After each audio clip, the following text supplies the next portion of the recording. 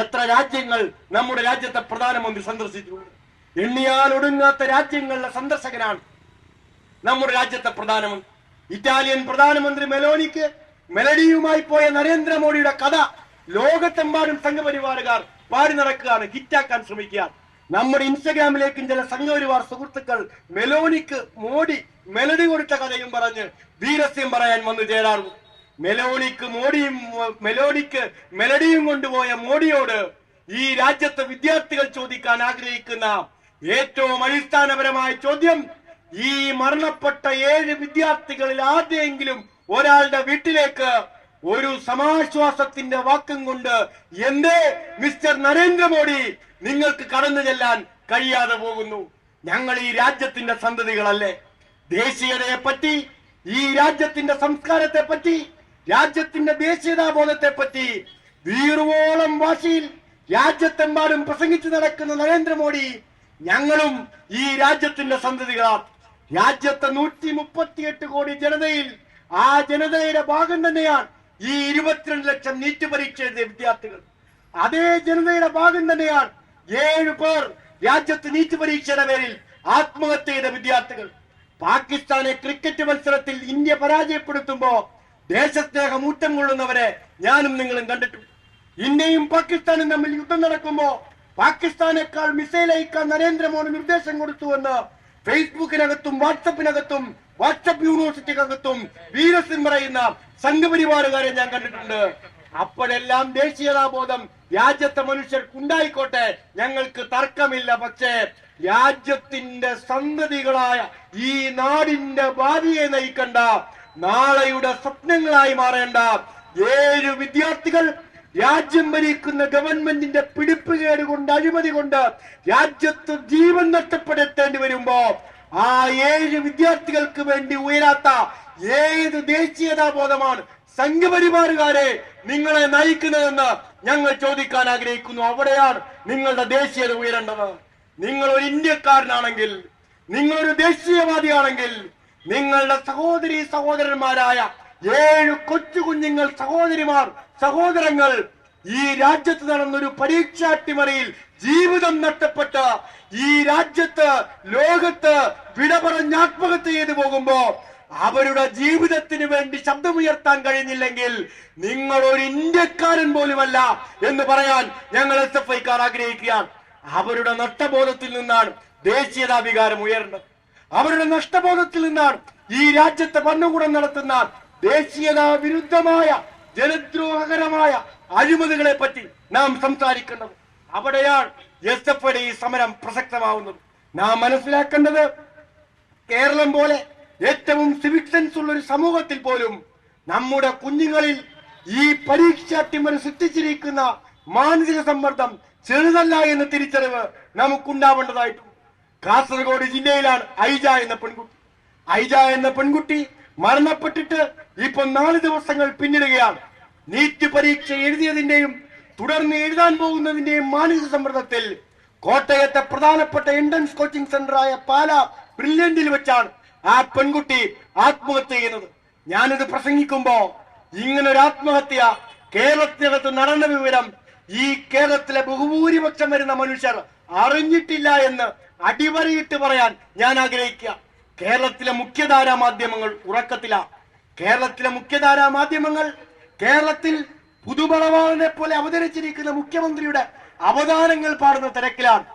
ഈ അവദാനങ്ങൾ പാടുന്നതിനിടയ്ക്ക് കുറേയേറെ മനുഷ്യർ ഈ സംസ്ഥാനത്ത് ജീവിക്കുന്നുണ്ടെന്നും ആ മനുഷ്യർ കുറേയേറെ പ്രയാസങ്ങൾ അനുഭവിക്കുന്നുണ്ടെന്നും ആ പ്രയാസങ്ങൾ അനുഭവിക്കുന്ന മനുഷ്യരുടെ വിശദവിവരങ്ങൾ കൂടി മാധ്യമ വാർത്തകൾ ഉൾപ്പെടുത്തണമെന്നും ഈ കേരളത്തിലെ മാധ്യമ തമ്പുരാക്കന്മാരെ ഞങ്ങൾ ഓർമ്മപ്പെടുത്തുന്നു. എന്തേ ഐജയുടെ മരണം നിങ്ങളുടെ വാർത്തകൾ ഇടം പിടിക്കാത്ത? വാർത്താ മുത്തശ്ശിമാർ നമ്മുടെ കേരളത്തിലുണ്ട്. പ്രധാനപ്പെട്ട വാർത്താ മുത്തശ്ശിമാർ, പത്രമാധ്യമങ്ങൾ.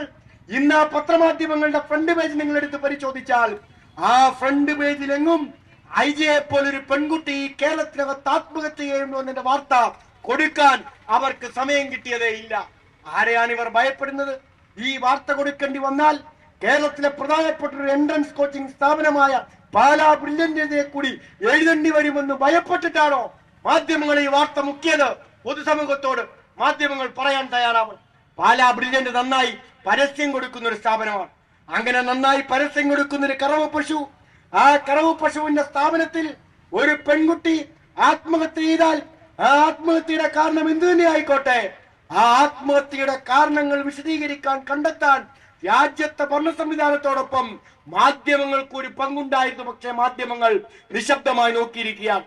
ഐജയിൽ മാത്രം ഒതുങ്ങുന്നതാണോ ഈ ആത്മഹത്യ പരമ്പര? രാജ്യത്തെ വിവിധ പ്രദേശങ്ങളിൽ എത്രയോ കുട്ടികൾ മരിച്ചു. ആരാണ് മരിച്ചു വീഴുന്നത്? മനസാക്ഷിയുള്ളവരെ, നിങ്ങളോട് ഞങ്ങൾ ചോദിക്കാൻ ആഗ്രഹിക്കുന്നു, ആരാണ് മരിച്ചു വീഴുന്നത്?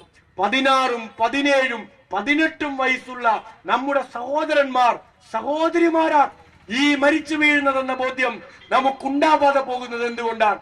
ഒരു ജീവിതകാലം മുഴുവൻ തന്റെ ജീവിതത്തെ മെച്ചപ്പെടുത്തുന്നതിന് ഈ എൻട്രൻസ് പരീക്ഷ പാസ്സായി ഒരു ഡോക്ടറായി പഠിച്ച് പുറത്തേക്കിറങ്ങി സാമൂഹ്യ സേവനവും സ്വന്തം ജീവിതവും നയിക്കണമെന്ന് ആഗ്രഹിച്ച 7 വിദ്യാർത്ഥികളുടെ ജീവനാണ് ഈ രാജ്യത്ത് നമുക്ക് നഷ്ടപ്പെട്ടിട്ടുള്ളത്.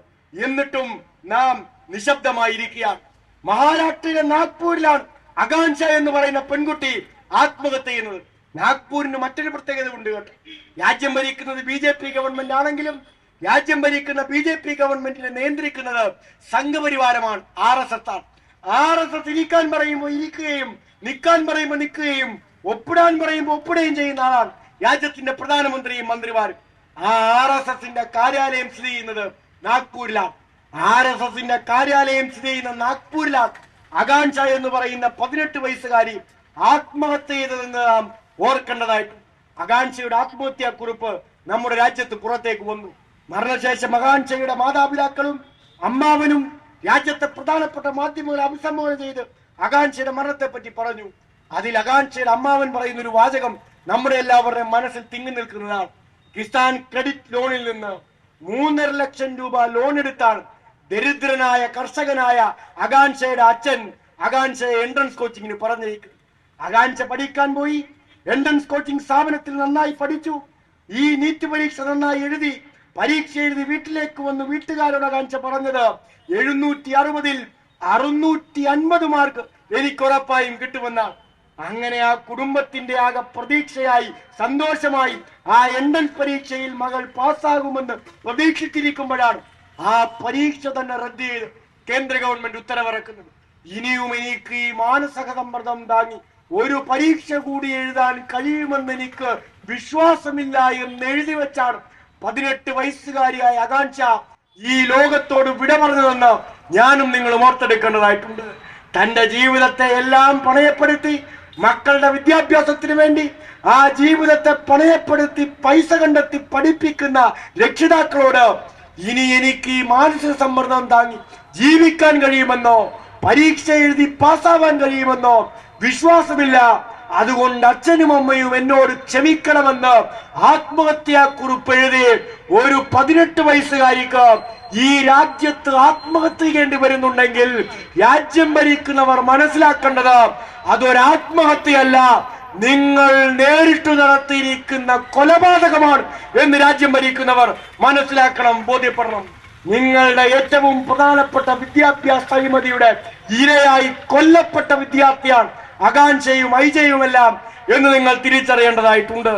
ആ നിങ്ങളുടെ വിദ്യാഭ്യാസ കൊള്ള രാജ്യത്ത് നിർബാധം തുടർന്നുകൊണ്ടിരിക്കുകയാണ്.